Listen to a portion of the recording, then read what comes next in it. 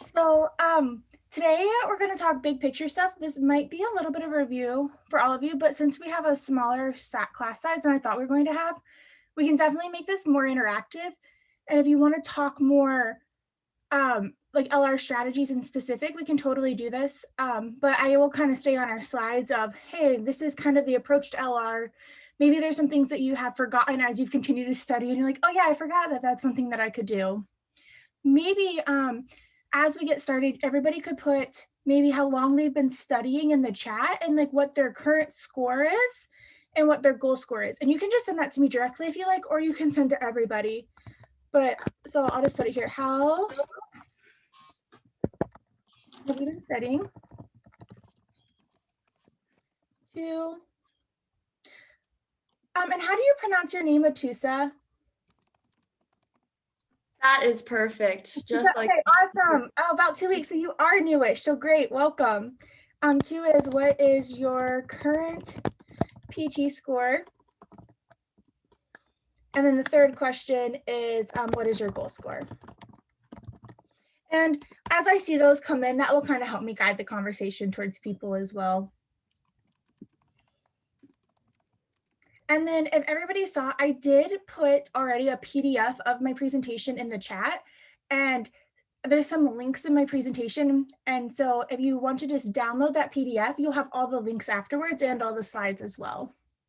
So hopefully that saves us some time. So for those of you that don't know me, I'm Nicole. This is my family. I'm from Ohio. I've been teaching the Lsat for probably about 2 years. I'm hoping to go to law school this fall, except with the way that this cycle has been going. I feel like anybody could be waiting a year with this cycle.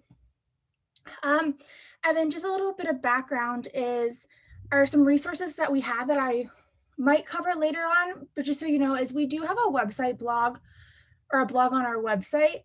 I do have some links in this presentation to some specific drills that you can do. We do have a Facebook group, which most of you probably found about this through the Facebook group because I pretty much only invited people in the Facebook group. And then we do have a YouTube channel, which actually I think Jenny is you might not know, you might not spend very much time on YouTube, but I think you're our biggest fan on YouTube. So, or at least the most, I think you engage with us the most. I love it. Yeah, so we actually do, I think we do post, we're not very big, but I do think we post some pretty useful stuff on there. So, and then we do offer tutoring, and it's funny, I actually invited Vasily to our meeting or our session today because he's one of our newest tutors that's coming on to RGC. So we hired our first male, but he brings a really interesting perspective because he's actually from Russia and he doesn't have an undergrad GPA. He has a 174 Lsat score, and so he's been maneuvering being an international student, even though he lives in the United States now through the application process. And I just feel like that's a great aspect that we'll be able to offer people, or a different perspective that we'll be able to offer. If you are interested in tutoring, we do offer free consults. I'm just sharing this at the beginning because I usually get this question at the end, but it doesn't have to be with me. I know some of you even meet with some of these other tutors, and that's totally fine. All right, so today we're going to talk about just like very core basics of the logical reasoning section. We're going to briefly cover parts of an argument, which I know Jenny for sure has been through before. Some of you others might have been as well. Generally, like, what's the difference between an inference and a flaw? How do we, what kinds of questions are being asked on the logical reasoning questions? We're not going to cover conditional statements, but I have a resource for you to use. And then we're going to go over just like, how should we go about studying? And then more specifically, how should we go over reviewing? And so while this won't be like any normally my classes are very topic specific, like must be true questions or flaw questions. For today, this is very much big picture. And I do call on people. So if you have your video on, I'm more likely to call on you. If you don't want to turn your video on, that's fine. I will try to still call on you. Unless you don't want to be called on, just let me know in the chat. I do make it very interactive, and I think it's just faster when I can call on students rather than waiting for people to reply. I think the awkward silence is awkward.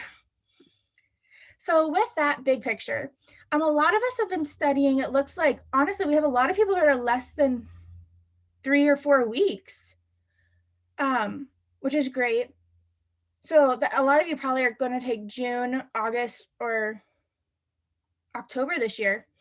But big picture LR, this is my favorite section. For most people, it's probably the most difficult to learn. I think most people, when they take their first diagnostic test, their highest section typically is reading comp, their middle section is logical reasoning, and their worst section is games. But games tends to be the easiest one for students to improve on.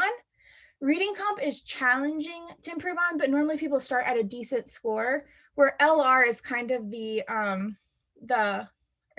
wild card of the three sections, I think might be the right way, because it's completely rechanging the way that we think. And there's lots of tips and tricks out there to approach reading comp, or sorry, logical reasoning. But a big part of how I teach, or what I would encourage everybody to do, is to go slow and truly learn the core basics and build upon your set. I think it can be really discouraging for people when they don't see their scores going up dramatically in a week or two. Sometimes it takes a month or 5 weeks for these strategies to really be put into place. But once you do, you're never going to tap out at how well you actually can do. The reason I kind of speak from experience, when I was studying, my first time test was a 151. And I used a Kaplan book and I pretty quickly got to 160, but I struggled getting from 160 to 170. And I think that was because I didn't have the core basics. Like I kind of went off of my intuition. And I think I was able to narrow it down to two answer choices a lot. And since if I could do that on 50% of the questions and get 25% of those, I think that helped my score. But since I didn't know why I was getting some questions right or why I was getting some of those questions wrong, I really was never able to get above that 160 point until I went back to the core basics. And so for those of you that are very new, we have a blog post that we created that I wonder if I can copy it easily here, which it is in the slide deck that oh no, I don't want to save the link. So if you want to read this afterwards, you're welcome to. One of our other tutors wrote it, and it just says like, hey, if we were starting out today, this is how we would go about it. They're like even big picture than just the LR section that we're talking about today. So before we transition into specifically LR, we're really big on week on a pages for the students that I work with directly. And this is because a lot of the students we work with are either full-time students or are working full-time or parents. And it can be very challenging to find the time that you are looking to study. We really recommend studying about 10 to 15 hours per week, which when you start putting that on a calendar, that can kind of look scary because that's like 5 3-hour chunks. And that can vary in what you're doing during that time. But if you do 10 to 15 hours a week with good instruction for 6 months, you should see significant improvement. The reason that we suggest studying over a longer period of time is some of the concepts truly just take longer to marinate. It's like you understand them, but there's just so much you can learn. It can be really hard to be able to apply them all at once. And so as you do your review, which we're going to talk about in a little bit, you're going to slowly be building your skills. The other reason that we really suggest week on a page is that you can give this to people. So if you're married or if you have kids, you can literally tell them when you're going to study at the beginning of the week so that it's kind of predetermined so that they can't steal your time. One thing that I struggled with when I was studying is maybe people just not respecting the boundaries of my studying time, because a lot of people view studying as, oh, you can just move that to a different time, or that's not a priority. And I realized that if I communicated it in advance, then people took me more seriously when I said, no, that's when I'm studying. That's just like having a meeting on my calendar, but we can reschedule like what you want to do for a different time. And then I have students that send this to me literally every Sunday. So when it comes to any LR section, the first thing I really want to cover is accuracy over speed. How many people, you can either give me a reaction or you can jump in and say anything. How many people feel like they struggle with timing on the Lsat? Anybody? All right, Jessica says me in the chat. Oh. Right. Okay, all of the above, right? I was Yes. I realized that accuracy is so much important in speed. So what I was doing when I was studying is I was taking these time sections in 35 minutes and I was trying to get through all the questions, and I wasn't giving myself the opportunity or the space needed to figure stuff out for myself. And the problem with that is I never got better because I was constantly just racing. And so I was never really learning. And so And then I realized that to get, well, now on the flex, it's a little bit different. So I'll just talk about it as in regards to the flex. To get a 160, you have to roughly get 18 questions right per section. And so let's say that you are currently able to get to 14 questions on an LR section, but you're only getting 7 right. Our first problem there, or our first opportunity there, is we need to work on that accuracy of those first 12 questions and then get to the 15 questions. Because we want to be at, when we're getting to 15 questions, we want to be getting 13, 14 of those right. And so let's say we're taking the test in June. All we have to do is get to one more question every 1 or 2 weeks and keep our accuracy the same. And so that's where LR can kind of be a low, slow grind, but it does pan out in the end. I think Jenny has had significant improvement in her LR section. I know she hasn't just strictly worked with me. She's also worked with another tutor, Brad Barbe, that I think you've had great success with as well. But you've seen probably great improvement in your LR section, right? Yes, I'm still struggling with the conditional statements. I just need it to click. And the must be true, which I almost. But that would make sense that you struggle, that because you struggle with conditional statements, must be true questions are very difficult questions, and they tend to have a lot of conditional reasoning. Yes, yes. But when you first started with us, how many questions were you getting right? And if you don't mind sharing, how many questions were you getting right in I know the number in an LR section, and how many are you getting? What's the most you've gotten right now? Oh goodness. When I first started, I was probably getting about 10 right, maybe. I was gonna say 7. I think your first time section was 7. Yeah, I was probably getting like 7 right. Now I'm getting about 5 wrong. I thought you were gonna say 5 right, and then no, 5 wrong. That's amazing. And how long have you been studying for? Probably about 9 months. 9 months. But when you start, how long, when did I feel like you kind of had a switch in your studying though, when you really start, right? Like probably in January. Would you say most of your improvement came from January to now? And most of my improvement came from January to now. And that's really whenever I started just focusing, having like a timed day, like, or a schedule or a calendar as to, okay, this time of the day is when I'm going to study. Before it was kind of randomly. I was just all over the place and I couldn't dedicate a lot of time to actually getting better. But now that I have a stricter schedule, I'm starting to learn a lot of things and I'm getting more correct as a result. That's amazing. Congratulations, Jenny. Thank you. All right. And so when it comes to LR, every LR section, for those of us that are so new, LR is the one where you have 25 or 26 questions and you have a stimulus, which is the paragraph. And then you have a question, and then you have answer choices. Well, each one of these questions, this stimulus here is either an argument or a statement. Does anybody know the difference between the two? You want me to say it? Go for it, Jenny. State of facts. They're just giving out a whole bunch of facts. Mm-hmm. And the other one will have an opinion on it. I feel it's like trying to persuade or. Yeah. Like, so what is their opinion called, or what they're trying to persuade us of? Argument. Oh, sorry, no. Yeah. What does an argument have? You know it. You know the. What does an argument have? It has I don't know, conclusion. A conclusion, yeah. That's what you meant by opinion. Yes, you're trying to persuade us of something. This is something that I really did not grasp early on in my studying, and I knew it and I could repeat it back to you as like I memorized it from a book, but I couldn't explain to you like the importance of these two differences. So 90% of these stimuluses are arguments. So that means 90% of our stimuluses have conclusions. This conclusion is the gold mine to nearly every question on the Lsat. If you are reading question stems right now, or if you're reading stimuluses right now and there's a conclusion and you're not actively finding it, just being able to find the conclusion can increase your score significantly. Because nearly every question is asking you to do something in relationship to that conclusion.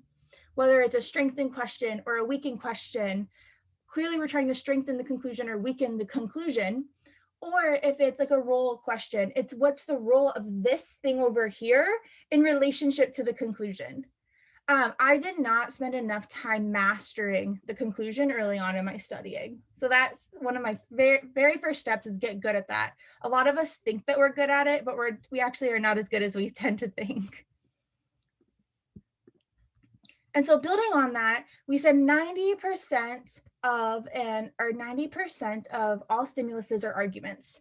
And so there's different parts of the argument. While we might not be tested on these vocabulary words in particular, we use them to kind of put things into buckets to help us find the conclusion. Does anybody know any parts of an argument? Clearly I can give us one. There's a conclusion. Does anybody know any other parts? Your premises. Yeah, your premises. Yeah. So that is a very broad term. And you're absolutely accurate. I actually divide these up. I actually got some of these terms from Lsat Demon. That's what I used to study. But I actually like divide my premises up into different kinds just so that it helps me recognize what they're trying to do. Jenny, do you know any of them? I bet you do. Principle, background information. What is that one? Concession. Yeah, concession. Those facts. Excellent. Okay.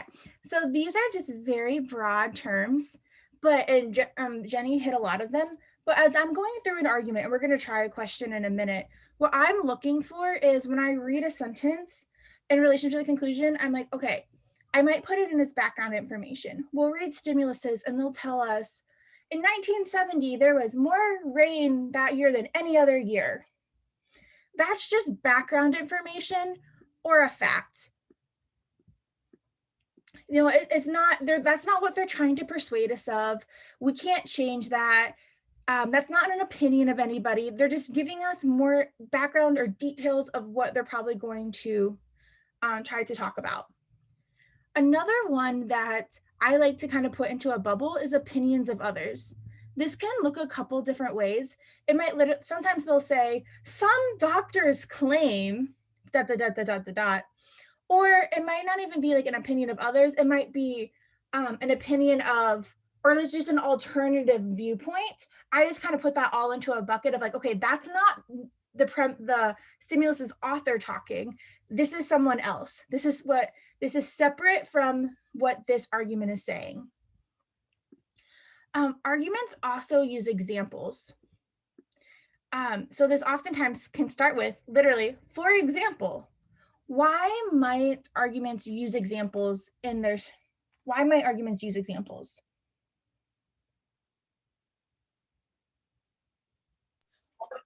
They want to further support their argument. Yeah, they want to, so yes, excellent. So that's why that fits really easily into a premise, right? Because we use examples to justify our conclusion. In the same way that we use examples, we also use principles.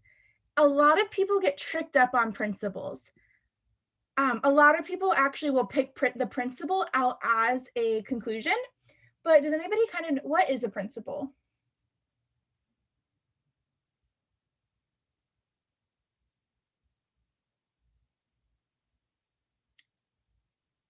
Or can anybody think of an example of a principle?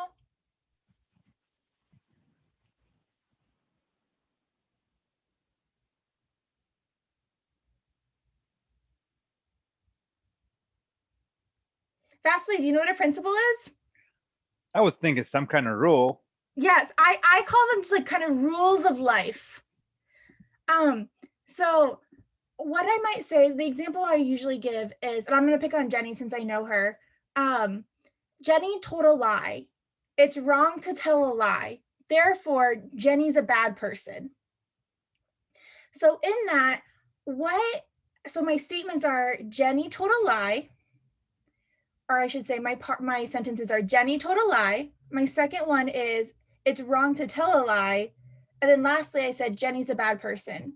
What would that first sentence fall into when it comes to premises, that Jenny told a lie?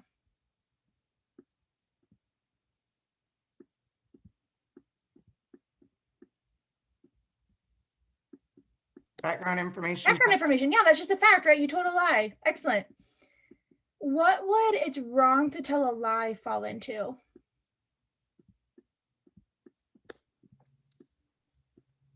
Oh, did you just come off mute, Rebecca? Do you have an answer? Yeah, I think it would be principle. Principle. Excellent. And then what would "Jenny is a bad person" fall into? Your conclusion. Our conclusion, yes. So I break this down in such simple terms because a lot of us want to pick this principle as the conclusion. It's wrong to tell a lie because we think it's this big picture thing, and it's like, well, everything's talking about that, so that must be our conclusion. But why do we use principles? I'm gonna start calling. Do you know, Jessica?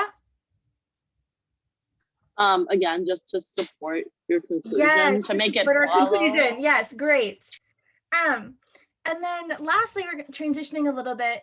This is the one that, does anybody know what a concession is?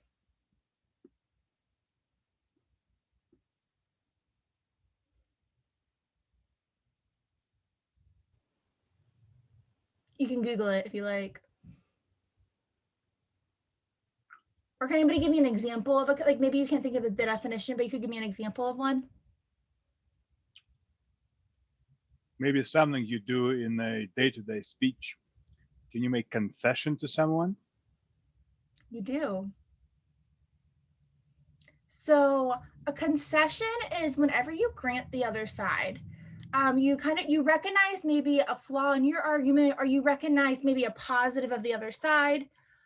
So for example, I might say, I know it's really cold outside, but ice cream just tastes so good, so we're gonna go get ice cream. Saying I know it's really cold outside is a concession. I'm recognizing like, yeah, this might not be the ideal weather, but we should still do it anyways. Oftentimes, not oftentimes, that was too strong, but there are times that we can strengthen and weaken an argument based on if there is a concession in it. It's almost like it's like kind of a hidden key, but don't think about that too much. And then lastly, a subsidiary conclusion, sometimes called an intermediate conclusion. Does anybody know what that is?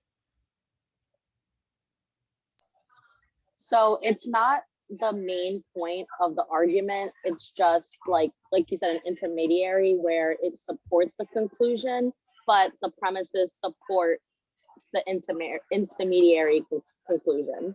Yeah, excellent. So sometimes, and this is where we have to be so careful about conclusion indicator words. How many people have read a book and they're like, you need to memorize these words of thus, therefore, in conclusion.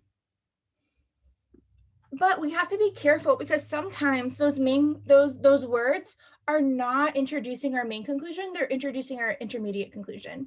And so how this works, which Jessica was, I think it was you that shared, that was spot on. You said, sometimes we'll have a premise, maybe we'll have two premises, and these premises together,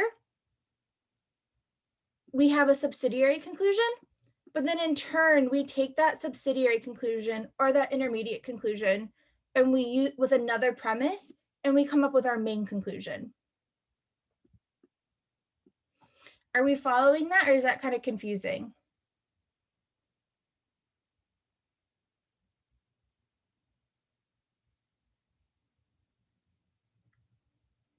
Jenny gave me a thumbs up. Anybody else have feedback on that? I think there's one. Oh, hey, Jessica's now first. Hi. Okay. Oh, you're on mute, but I'm glad your video is on. So Never mind. okay, so what could this look like? So let's say it's hot out. So what this could potentially look like is, this is the other example I give often. It's hot outside. Therefore, we should get a treat. So here I have a premise. I'm saying, hey, it's hot outside. My conclusion is that we should get a treat. But then I bring in another premise and I say, I really like ice cream. So I say, therefore, we should get ice cream. So what we did is we used that it's hot outside to come to the conclusion that we should get a treat. But then we paired that with, or we brought in that, oh, I really like ice cream. So in turn, we concluded that we should get ice cream. what we want to know is where these get really tricky is sometimes you'll find there are really difficult conclusion questions where it's hard to determine between the subsidiary conclusion and the main conclusion, which one is which. And so what you want to do here is ask yourself, which one is supporting the other? So are we here saying that, oh, we should get ice, or are we saying we should get we should get a treat because we should get ice cream? Or does it make sense to say we should get ice cream because we want to get a treat? Does one sound better than the other? Yeah, the second. The second, awesome. So if you ever get really tricked up, go back to this silly, simple example and kind of remind yourself of, okay, I want to get ice cream because we should get a treat.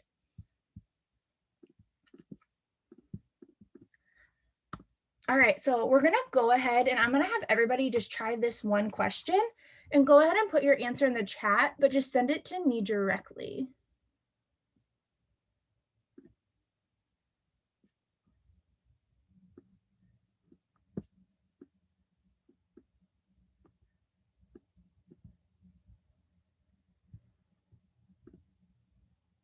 Go completely into these answer choices. I'm going to share how I approach questions and why. Some of you may have a different approach, but I am a huge advocate for this approach, even though I know some people are very adamant about the opposite, but at least I can share why I do mine this way. So I am forever, I think forever, going to lobby for reading the stimulus first. Do you agree, Vasily? Is that how you teach? Okay, cool. I'm sure there are some people that can read the question stem first. And the reason that people suggest reading the question stem first is because then you know what you're supposed to be looking for.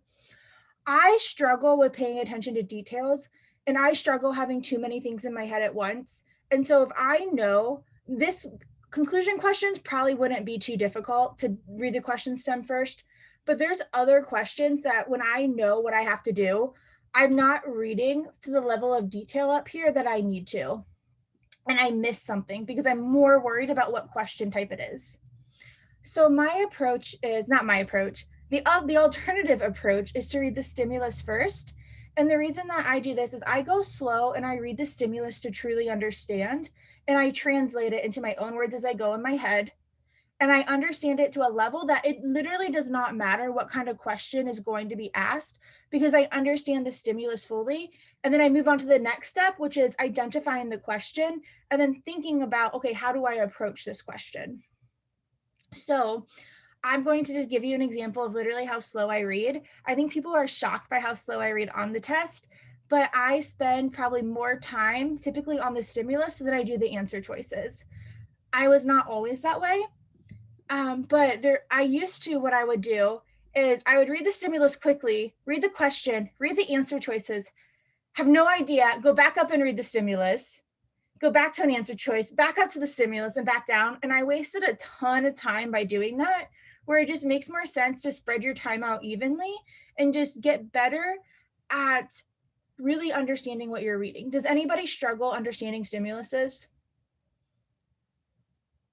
At times, yes. How has your Jenny, you could probably has your ability to understand stimuluses increased?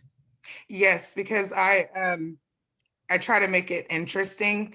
So I'll be like, farmers who are genetically injured plant or who use genetically engineered plants on a large scale are at great financial risk because at any time a study could be published. Well, I'm like, oh, really? Yeah, I love it. Yes, same. You have to fake it till you make it on this test. That was wonderful. I'm the same way. So I actually grew up on a dairy farm. So I'm already interested in this question. And I'm like, same as Jenny, farmers who use genetically engineered plants on a large scale. I'm like, oh, I wonder what a large scale is, but okay, are at great financial risk. I'm like, I don't want to be at financial risk. Because at any time, a study could be published that would undermine what little confidence consumers have in genetically engineered foods. So I'm like, all right. So side note from that, there are 3 words that introduce premises that I think I'm not big on memorizing or taking a bunch of notes and like having flashcards and all that stuff. However, 3 words to really pay attention to are because, since, and for. these tend to introduce premises. These words, like you're gonna see them all the time now. And every time I see one, I ask my students, what does this mean? Because it can save you so much time on the test. So we're saying that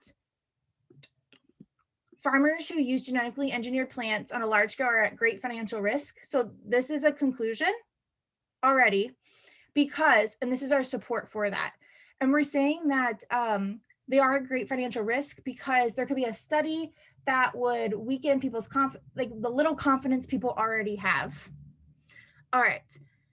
And then we go into this next sentence that says, it is unwise for farmers to grow such crops. I read that and I'm like, well, why is it unwise? I mean, I can kind of guess like what they're getting to, but I can't make any assumptions until they tell me. And then they say, they do not fetch a high enough price to compensate for the risk. So one other tip, which here, this is a short stimulus, so it's going to sound silly when I ask this, but don't be afraid to fill in your adverbs. So for example, when it says they, what is they referring to? Farmers.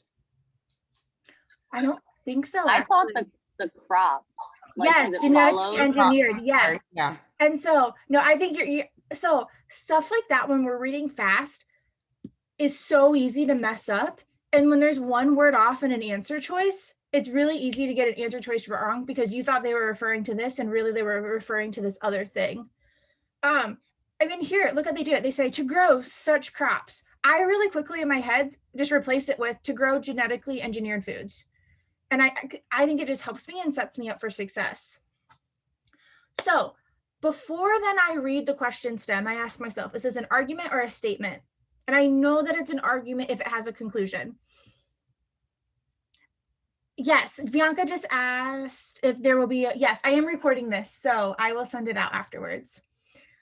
So I want to ask myself, is this an argument or a statement? And I actually find my conclusion up here before I go into the answer choices. The reason is if I don't do that, I go into their answer choice and I think they're all right because they all sound the same. And then I'm like bouncing around and I don't know. But if I find the conclusion first and I go in, I'm way more confident of my answer than letting the writers persuade me with their trick answers. So up here, what sentence would you highlight as our conclusion?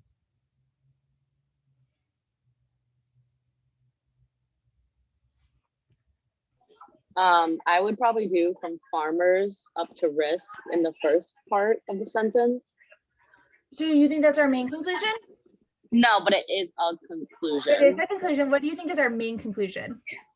That they don't fetch a high enough price to compensate for the risk. Does everybody agree with that? No. What do you think it is, Jenny? I kind of struggled with this, but I ultimately said it is unwise for farmers to Yes, grow. don't feel bad, Jessica. Like at all. I wanted to No, that's why I'm here. I wanted to be an opportunity for you to learn and get stuff wrong. But this is how easy it is to mess stuff up. So I thought it was tricky too, Jenny, because we have two conclusions, right? But we have to figure out which one is our main conclusion. And so we have to ask ourselves, which one is being used to support the other? And so are we saying, is the fact that it is unwise for farmers to grow such crops, does that support the idea that they're at great financial risk? Or does the idea that growing them is a great financial risk, does that support the idea that it's unwise for them to grow it? Mm-hmm. Yeah, that makes sense. Supports. Yeah, I flipped it in my head backwards, so yeah, no, it makes so more sense when you're saying it. Yeah. And so now I go down and I see, oh, this is a main conclusion question. I'm like, these are give-me's on the test, literally give-me's once you get good at them. And I'm going to find my answer. So just quickly, I'm going to go through how I would approach it just so we can continue on. I do have lots of lessons on main conclusion questions too, but just for today. So if I were reading this, I would be like, A, a farmer who grows genetically engineered crops on a large scale is taking a financial risk. No, because this is our subsidiary conclusion and is a premise. So I would cross that off quickly. I'm going to go down to E. Consumers have very little confidence in genetically engineered foods. Nope, that's a premise, not our main conclusion, crossing it off. D, and do you see how, since I know my conclusion, how quickly I can cross these off because I know exactly what I'm looking for. D, a study could come out at any time that would greatly undermine, no, like that's our premise, crossing that off. I'm not even going to read the rest of it. C, the price paid for genetically engineered crops does not compensate for the financial risk farmers incur by growing them. I think this is the most tricky wrong answer.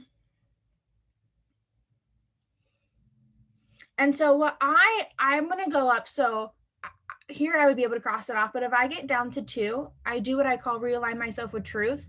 And I just read my conclusion real quick once more. And it is unwise for farmers to grow such crops. Which one is most closely saying that? And can we see how C kind of takes it too far? It says the price paid, one is the price paid for genetically engineered crops does not compensate for the financial risk farmers incur by growing them. And it's kind of this, that also is way more in the premise down here than the conclusion itself. Where B says it is not prudent, or it is not, what's another word for prudent? It is not wise, maybe. It is not wise for a farmer to grow genetically engineered crops. That's going to be our conclusion. So how do we feel about that? Is that how others are approaching their questions, or do you do something differently? Do you feel like this would work well? Dun, dun, dun. Jenny, I feel like this is probably how you approach stuff. Yeah, that's definitely how I approach it. What about you, Jessica? So I usually do the alternative approach. I read the stimulus first. I mean, the Question stem? The question stem. Yeah. So just like taking the stimulus, I think I read it wrong, which is why I confused the subsidiary conclusion with the main conclusion. But I was able to, yeah. And so now that I'm you like, were looking for taking a conclusion, you were looking for a conclusion, and you saw one. Yeah. And your mind went off, and you're like, oh, I have it. Me. And then you kind of like take a rest as you continue reading. Yeah, and I like forced myself to think, oh, the subsidiary conclusion, which I thought was unwise for farmers to grow. I'm like, that supports my conclusion because it was already implanted in my head that that's the conclusion. Yeah. So, but this makes like so much more sense as we were going through it. I was like, oh, yeah. All right, so that is one part of the LR. The other really important thing, big picture item to cover as a topic is just inferences versus flaws. So on the Lsat, if we have our conclusion, so now we're talking specifically within arguments. Arguments can either be like an inference question, or I'm going to dive into this a little bit more in a second, or this argument can be a flaw. Does anybody know what an inference, like what is the Lsat definition of an inference? My mind was blown when I learned this. Or first, how about this? What did you, if you did not the Lsat, what would you just say is the definition of an inference?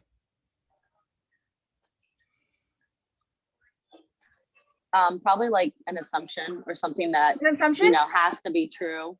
Oh, but does an assumption have to be true? No, but if I was thinking in like normal people terms, I would think before the Lsat. I always taught that an inference was an educated guess. Like that, I remember like my 6th grade science teacher just saying, inference, that's an educated guess, make an inference, what are your inferences, blah, blah, blah, blah, blah. On the Lsat, inference means conclusion. So if it says to infer, that means to conclude. So that means rock solid 100%. This is huge on the RC section too, by the way. You'll see this word, like, what can you infer? So that means must be true, versus a flaw. So what is so essentially an inference, if we had an argument and we have a conclusion, if it's an inference or if it has a conclusion, that means that the argument is rock solid, right? Can anybody think of a rock solid argument? Can you give me a premise and a conclusion that's rock solid, like that's valid?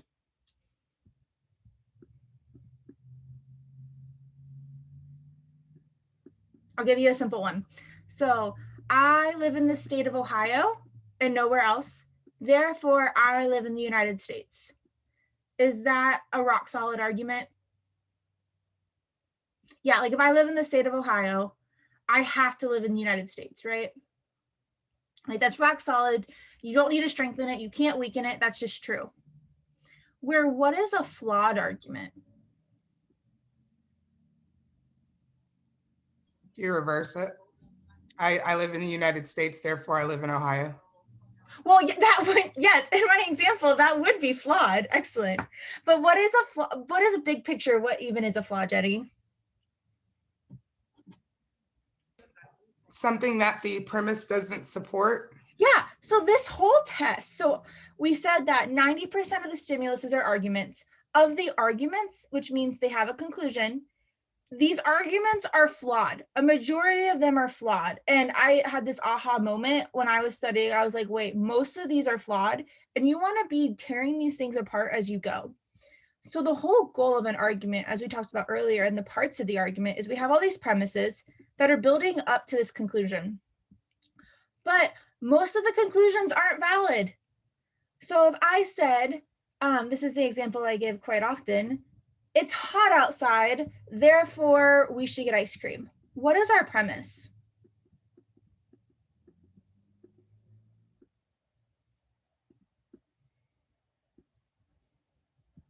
It's hot outside, therefore we should get ice cream. That it's hot outside. Yeah, so our premise is it's hot outside. My conclusion is we should get ice cream. Is that a valid argument? Not necessarily, because it's like you're jumping from point A to point like C. So it's like, how did you, where is B? Like, how did you get there? I mean, yeah, in my world, and I call it common sense world, right? This makes complete sense. Like if we were hanging out and I'm like, oh, it's hot outside, let's go get some ice cream. Are you like, no, you're an idiot, Nicole. Nobody gets ice cream when it's hot outside. Like, no. And what happens on the outside is we get really passive and we read stuff like, it's hot outside, therefore we should get ice cream. And we say like, okay, yeah, that makes sense. And we move on. But we have to learn, like Jenny said, we have to engage with it and be critical and be like, well, why should we get ice cream? And so how I think of arguments is on this little spectrum here. This is my argument strength spectrum. And not all arguments are equal, right? So if I said it's hot outside, therefore we should get ice cream, maybe it goes here. Like it's close to being a rock solid argument, but it's not terrible. Like there's way worse arguments you can make, right? Like cats are the best, so you should get a cat. Like that's not as good of an argument because one, you have to prove that cats are the best and maybe you can't even have a cat, right? Or I'm trying to think of another terrible argument. There's so many terrible arguments out there. I can't be a lawyer, therefore I'm going to be an eye doctor. Or maybe I should say it's too hard to be an eye doctor, or it's too hard to go to law school, therefore I'm going to be an eye doctor. Like that's a terrible argument, right? So it's down here. And so many of these questions, we have to find the conclusion and we have to recognize that they're flawed, and then we're going to do something with knowing that information. Dun, dun, dun. And there's so much more I can share on that, and I have lots of resources, but just big picture, like really do pay attention to that when you're learning about these questions. And then the second point of the whole conversation, or like kind of transitioning kind of from like, if I was studying LR, I would really kind of learn those core concepts, just big picture, like what does this even mean in relation to these questions? And then like a little bit more into the nitty gritty is we do have different question types. People do call the questions differently. If you call supported most strongly supported or something like that, like, no, you're not wrong. We just have to have names for them, right? So we know what we're referring to. I do think some people overname questions though. Like there's way too many question types and it's overwhelming. These are the question types that I joke that I believe in. And this is a concept from Lsat Demon that I really appreciated when I was studying. And it's that the questions are either top down or bottom up. And this was a really big aha moment for me as well, because does anybody have any idea what a top down question is? Yeah. All right, Jenny, look, Jenny knows this. Like she's been studying. You can tell.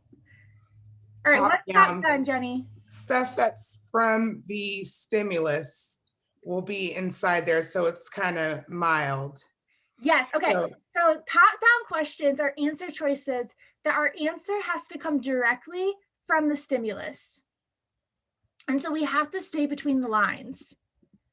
And so Jenny threw in a huge tip there, and she said these answer choices tend, and I'm going to put an asterisk on the word tend, because it's not a guarantee, but tend to be more mild. Because if I said it's hot outside, therefore we should get ice cream, is it more likely or is it easier to prove that some people like ice cream or all people like ice cream? Some. And so that's where that comes in to play. Always lead with logic first on these answer choices. So if there's a strong answer and you know it's right, do go with it. But if you're debating between two answer choices at the end, don't be like, or if you see strong wording, make sure you challenge it and be like, can I actually back up something so strong? And so where some people get confused is they're like, well, why in some questions can I bring in new information and other questions I can't?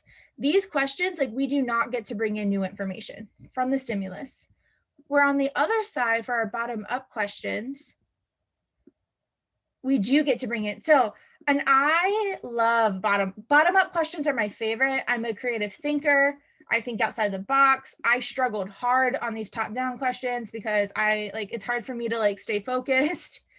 But bottom up questions, these are the ones that we do get to bring in new information. And so can anybody think why we would tend to want more stronger answer choices?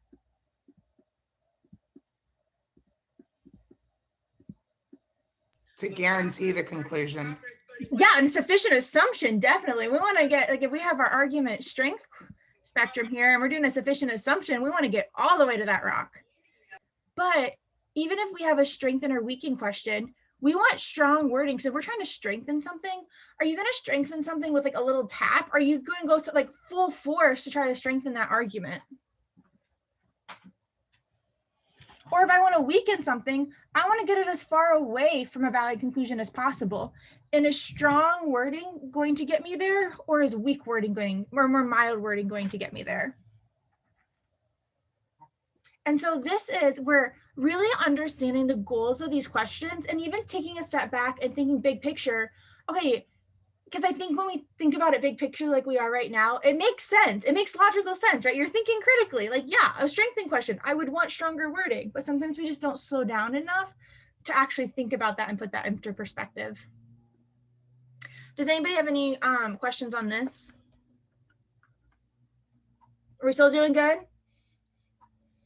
Sorry, I'm not used to teaching with so little feedback. Normally my classes are much more interactive, but you guys are doing great. All right. So if I were studying for the test again, I now know that we have top down and we have bottom up questions. For each question type, you need to be able to identify the question stem. In your own words, you need to be able to kind of explain what the goal of the question is. This doesn't have to be like a fancy definition, but each one of these, you should be able to explain this to someone else. Like if someone asks on Facebook, what is a necessary assumption question? You should be able to explain what that is in your own words. You should be able to identify if it's a top down or bottom up.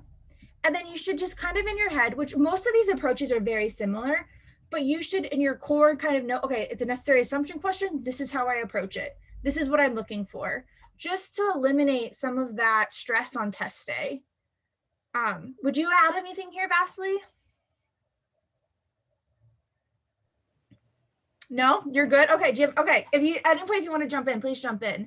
And I don't think, and I know this looks like a lot, but really it's not as hard as you think, but sometimes taking a step back and truly making sure that you know this, and you don't have to learn these all at once. You can go question by question and still be doing your sections and drilling, but you should be able to answer these questions or explain it to someone else. That's well, I guess. Oh, yes. I guess I could add a little bit. I try to stay away from complicated words, and so I usually just call them passage in a question.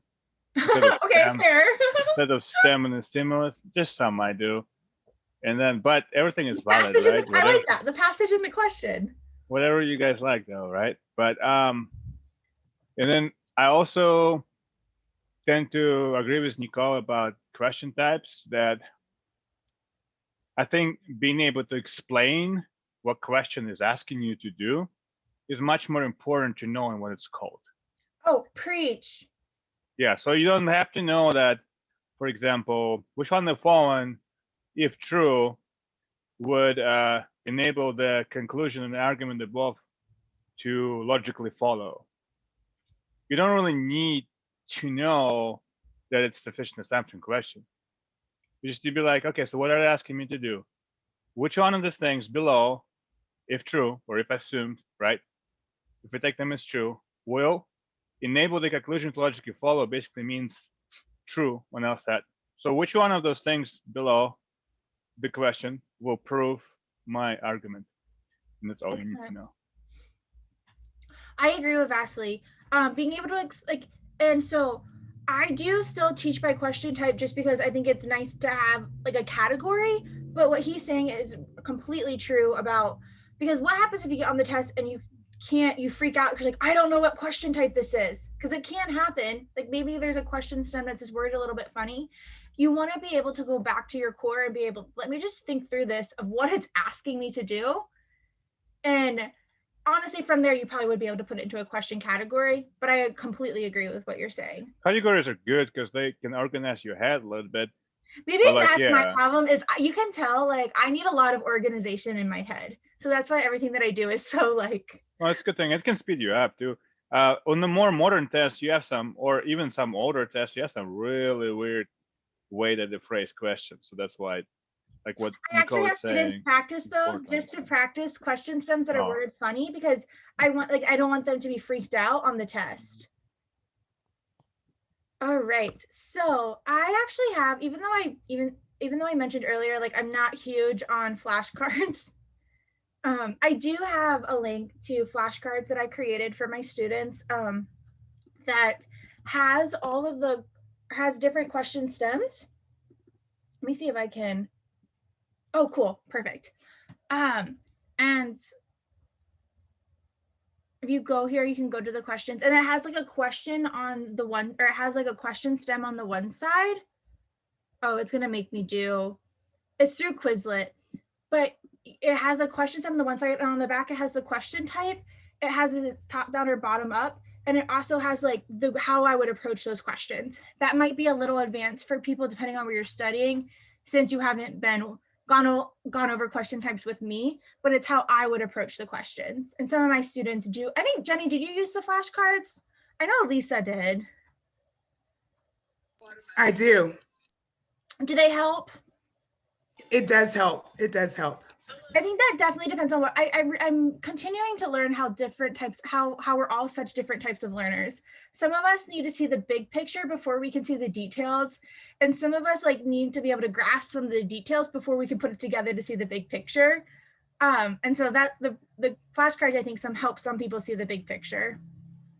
All right, so we've talked about kind of like what stimuluses are, or as Vasily said, what passages are.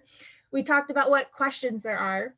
Another important topic of LR is conditional statements.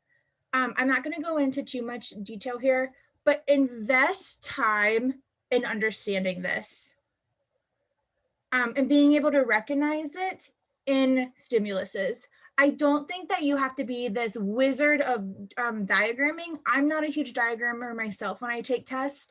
I do tend to diagram in my video explanations just because it's an easier visual to teach, but that doesn't mean that I diagram on myself when I go through, because sometimes I think diagramming confuses us, where I tell people like, sometimes you just have to use your common sense.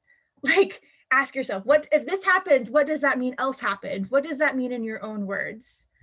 But if you would like, I did, just because I figured we would run short on time.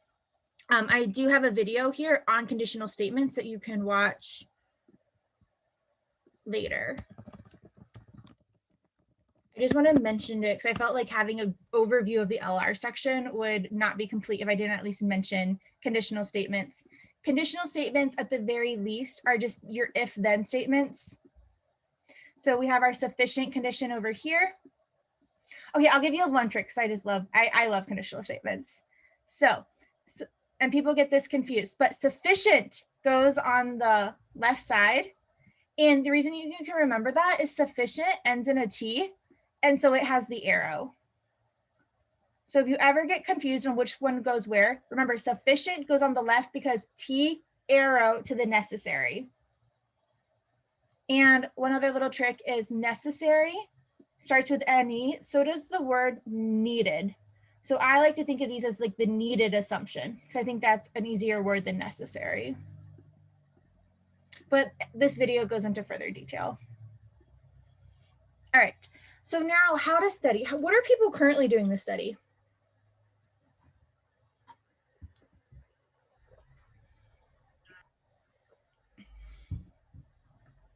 I've been starting to go through the Lsat trainer myself.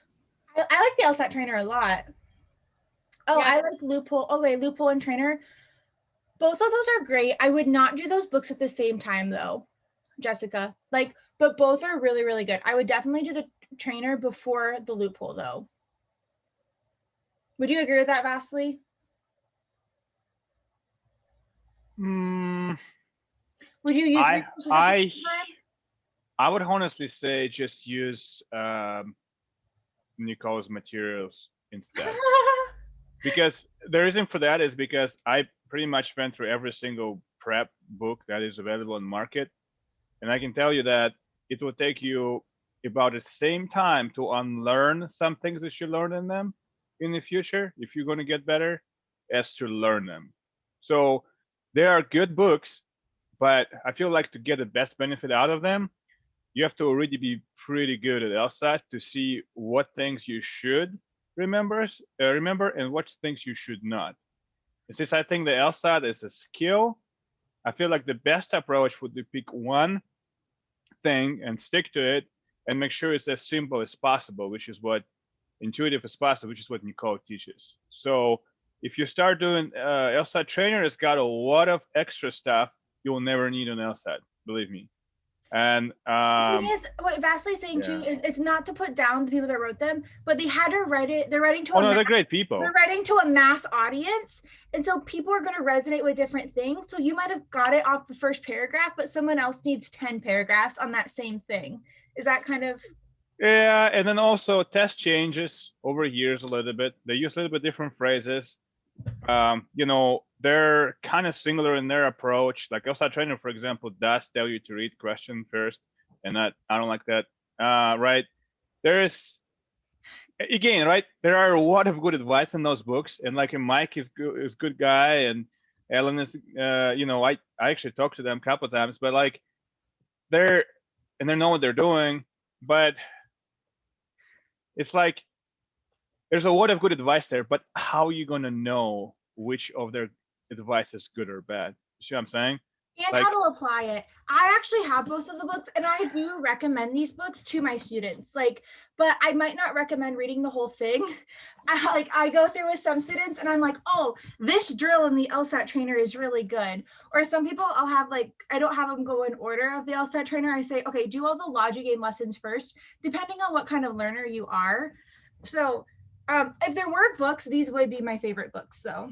Or translation drill and loophole, for example, right? What? Translation drill and loophole is really good. And I don't know. I like the flaw drill in particular. But what that happens is if you're not pairing this with constant drilling, it's hard to learn how to apply everything that you're learning. I don't know if that makes sense at all. I would just recommend Nathan Fox books. And Nathan Fox's book. I like the Demons book. I don't use the book. I use the Demon. No, okay. I know, but their books are kind of pretty comprehensive too, and you can kind of get like an example of what you need to get out of it. Okay. But it depends on a learner, how, like you said, learning styles too. People are such different learners. Like I do well with teaching paired with the book because I'm someone that I like to read something before I am lectured on it. Even in my classes or when I do tutoring, I send people like little short videos beforehand because I'm someone that I kind of want to be exposed to it before I dive in, just so I can ponder about it, because I'm just a little bit slower of a learner, where some people like will not even open a book. Like they just want to show up and be like fed. Like someone asked about power score. I think power score, is that different than 7-Sage? Yes, power score. I've heard really good things about the Logic Game Bible. The other thing is I think those books are made for self-study, and self-studying when you're just using a book, I think is just going to take longer. It doesn't mean that it's not going to happen. It just means that if you, I think I have the Power Score Bibles and I never got through them because they're just so long. Yes, they are very long. I think I have one over here. I'm gonna turn off my video for a second. I just got through, so what are we in, like mid-March? It took me about 6 weeks, maybe Oh, 5.5 to get through the Logic Games Bible. It was really, really helpful. Like out of all the 3 that I got, I really focused on the Logic Games, but when I finished it, I was like, oh no, there's 2 more. I can't do this. And I tell people that I'm reading the yellow book. I said, for people who don't understand what I'm doing, I said, imagine 3 yellow pages, having to go through them. And that's what I find myself doing. So, sorry. I missed that. I was grabbing some of my books. I have them all. But the Kaplan book was terrible. I read all of this and I spent a month and a half on it. Wasted time. I have the Logic Game book. I never used it, but I have heard good things. Okay. But I just think it takes, sorry, I missed partly what you said, but I think it does.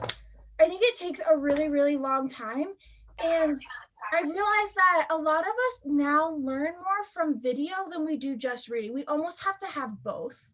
Because we need a bit, I will always be old school where I do learn from reading. But when I finally learned how to learn from videos, it was so helpful because I could watch what they're doing.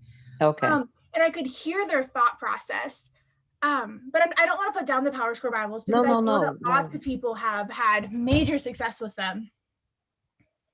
Well, I didn't know where to begin, so that's where I began. No, I think that's what I got to originally because that's what people suggested. And then I learned about, actually, if you go to the first link I posted, we put like some of our favorite resources for like, there needs to be something out there where people can kind of just read of like before we buy all this stuff. Yes. Necessary. I think the point is the test in the end is the same for everybody, right? And whatever helps you to get the great score on it, honestly, that's the most important part. It's just, you also got to remember that while Lsat is hard, it's also easy. So for some people, doesn't matter what materials they use. Easy or learnable? That's, well, yeah, I was going to go into it, but like, so for some people, it doesn't matter what materials they use, they start and end with very high score because it's natural. And for some people, it's not natural. I'll say for actually more people, for me, for example, it was not natural at all. But, and so the end goal is the same, right? And if you can learn how to learn Lsat, learn the skill, like driving a bicycle, you only get better at it. It's just a skill. You do have to follow certain ways. Like you're probably not going to learn how to drive a bicycle if you sit in upside down. It doesn't work right. But That's great. So besides like what resources we're using, how to study is there is going to be some background studying, which is what I call like reading a book or watching videos. You do have to do some of this like big picture stuff. You're also going to be taking some PTs. Depending on when you're studying, that will determine how many PTs you're taking. You don't want to front load your PT. Like if you're not taking the test till June, you do not need to be taking like a PT every single week. Like that's just unnecessary unless you're studying full time or you really are just great at reviewing, then go for it. But if you're not scoring at least 18 right on a section, you do not need to be taking a PT every week right now. Where a majority of your studying is going to come in is doing sections or time sections and drilling. And so what this means is you need to actively be doing so for the LR, you need to actively be doing full sections. but you also need to actively be drilling question types because it goes hand in hand. The reason that you can't just do one or the other, so you can't just do sections because you're never going to get really good at a question type in particular if you're just doing sections. I feel like it would just take forever when you can kind of narrow down on these questions and just practice drilling them. But you have to be careful to not just drill all the time because it's a lot easier to get questions right when you're doing the same question over and over again. Because you don't have to bounce between question types. And so that's why you need to be doing these in tandem, not like, oh, I'm gonna drill all the questions. Like, don't wait until you get through all the questions to do your first section, because as Vasily said, try to figure out what the question's asking you to do and let your and use your logic and your common sense to figure it out, even though there's still these other question types that you want to learn more about. All right. If anybody needs to go, you're welcome to go. I'm going to keep going because I can talk about this test all day and I have a recording, but I can send out the recording. But this looks very complicated, but this was kind of my studying. When I got probably after 2 months of studying, when I kind of had read some books, this is how I was studying per day. This can differ by person, but I would do an LR section, like say 1 day of the week, and I would do blind review. This is when I was scoring higher too. So I wasn't missing as many questions. If you're missing 15 questions on an LR section, this is probably too much content. And then I would do 2 logic games with blind review, and I would do 10 tough LR questions. And I would do these tough LR questions, and I would just literally rotate a question type for that day. I would revisit my approach for that question type. I would revisit kind of like I don't have like pages and pages of notes. I probably had 5 bullet points, or I might watch like one of Steve Swartz's videos on his YouTube channel of how to approach this question. And then I do 10 tough questions for the day and I review.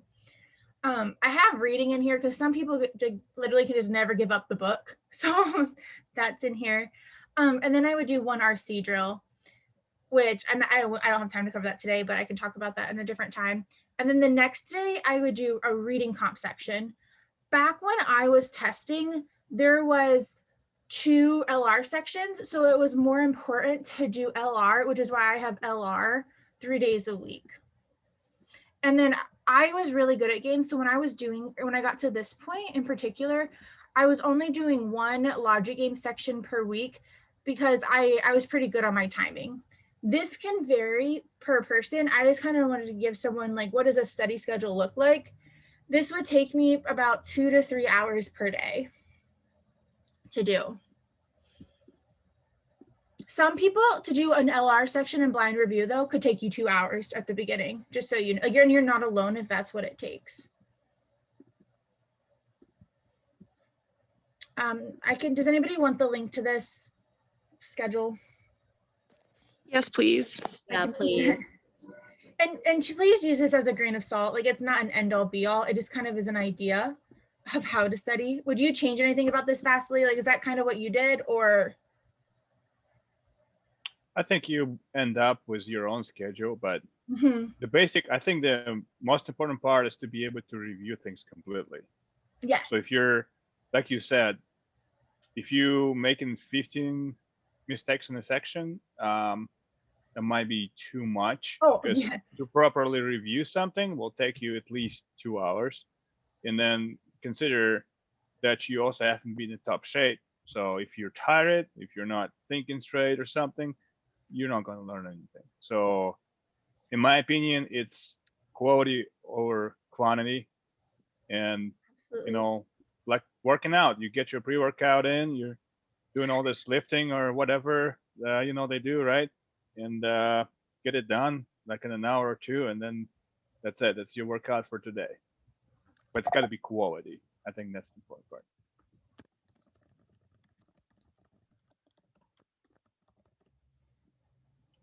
All right. So I'm almost done, I promise, but I think this is also important. How to take and review an LR section. I have heard things all across the board, and I just think it's insane. And so this is how I would do it. There are 2 different ways to, or there's 3 different ways to approach it for this first part of setting a timer to 35 minutes. And it depends on how far you are from your test date. If you cannot get the score that you need, or if you can't get 15 right on an LR section right now, I would be taking sections untimed.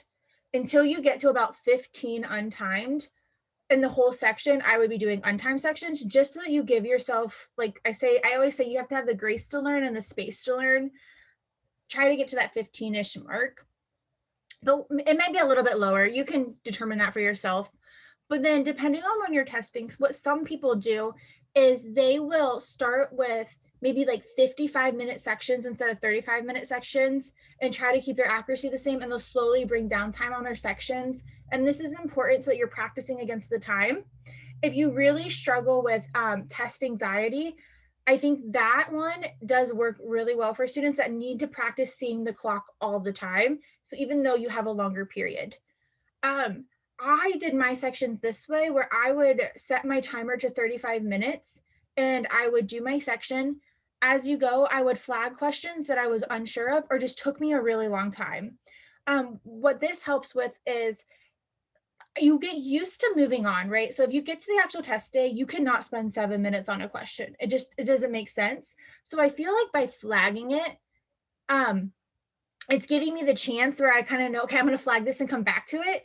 And I feel like it gave me permission to move on.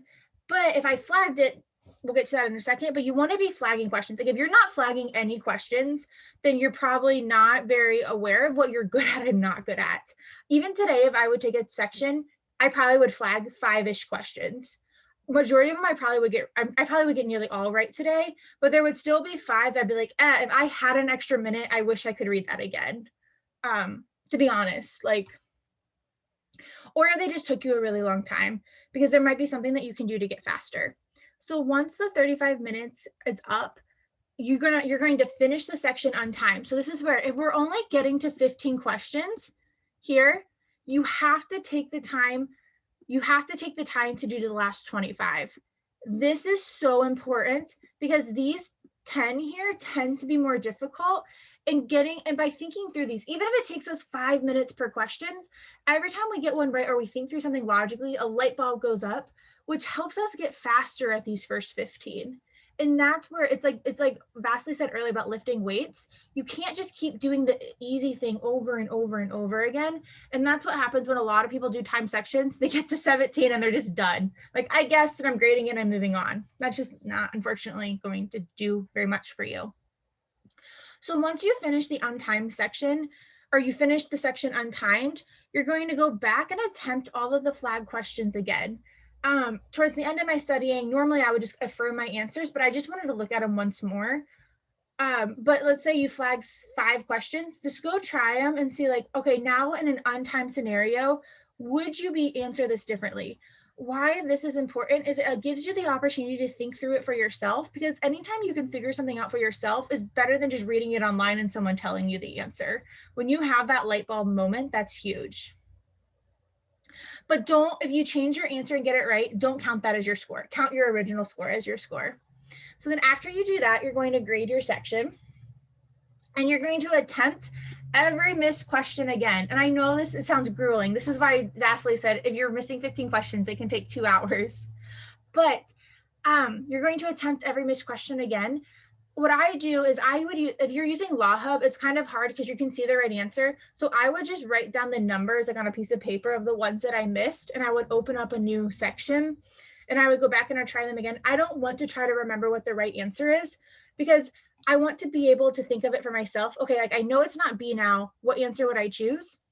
The thing here that you want to be careful of is if you're the queen or king of narrowing it down to 2 and picking the wrong one, you're not alone, but don't just go with the other answer. A lot of people will do blind review and they'll be like, well, I narrowed it down to A and D, it wasn't D, so clearly it's A, and they just circle it and move on.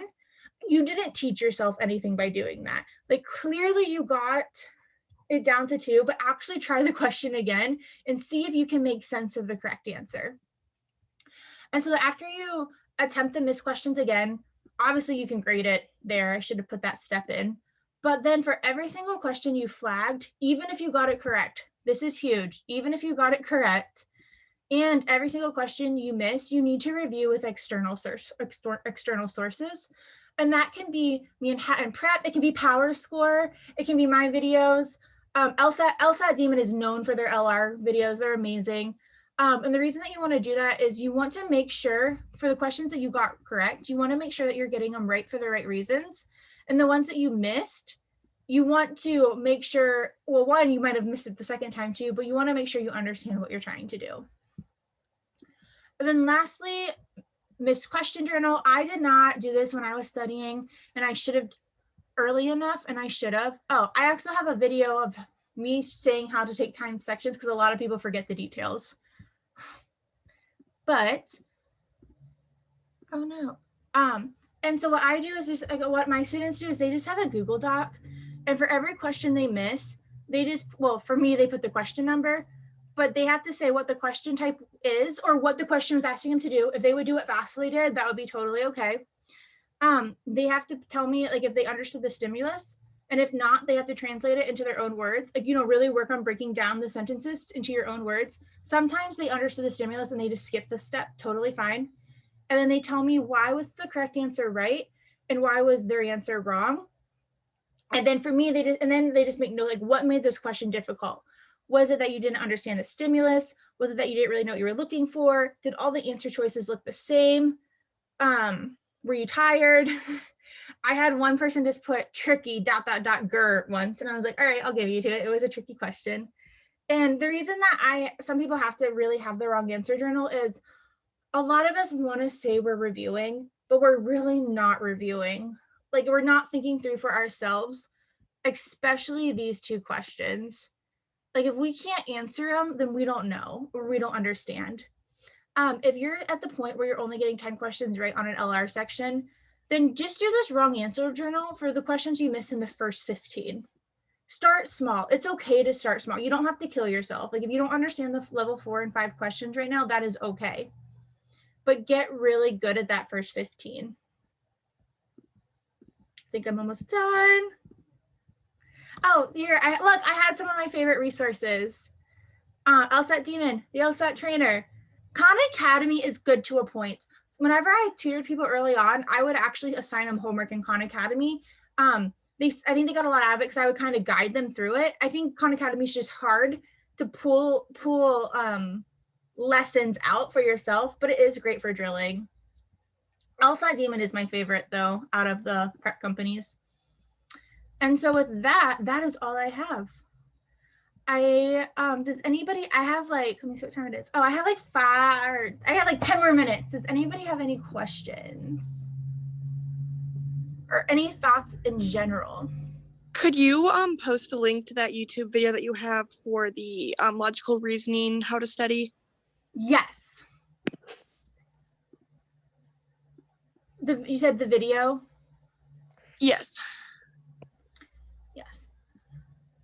Also, I'll put the, I can put my slides in here again too. Oh, someone just asked if they can take a picture of the slide. Yeah, but I also, I just sent a PDF again of all my slides, and the links are in that PDF too, if you lose the links. Did everybody just get it? Oh, I just sent it to Jessica. Sorry. Does anybody have any thoughts though? Yeah, this was helpful. Some of the information was really helpful. Because I've taken like a bunch of classes. I've had a bunch of tutors, and if you name them, I probably had them, and I have my opinions on them all. But what's your opinion of me, Brandon? I'm curious. I can handle it. You don't have to say if you don't. I appreciate some of the information that you did provide. I will say that. My question is, well, more so a statement. I don't have an issue with the time because I get the most time that's allotted for the test. So I was on YouTube trying to find services and stuff that I can use to help me as an individual, because a lot of people talk about getting into law school or the journey it takes to what you have to overcome, but no one really talks about trying to get into law school with a disability. So I have dyslexia. I also have ADHD. So I couldn't find any information that was like geared towards people like myself trying to navigate the process of getting in, like what services, what we have access to, what can you do. Like in regards to the like law school itself, or in regards No, to LSAT like studying? LSAT studying, and little things that you can do. So some of the things that you provided was very helpful, and it brings me to my next thing, that because of Do I that, have ADHD? Yes. because I couldn't find it, I started a YouTube channel just like sharing my journey on what I do and stuff like that. That's been somewhat helpful. Like I was able to get the most time on the test. I take a paper test. I don't take computerized tests. You know, Yeah. I get to stop the test. I get to walk around in the middle of the test. I get to have something to eat. I get to have something to drink. Like you get all this stuff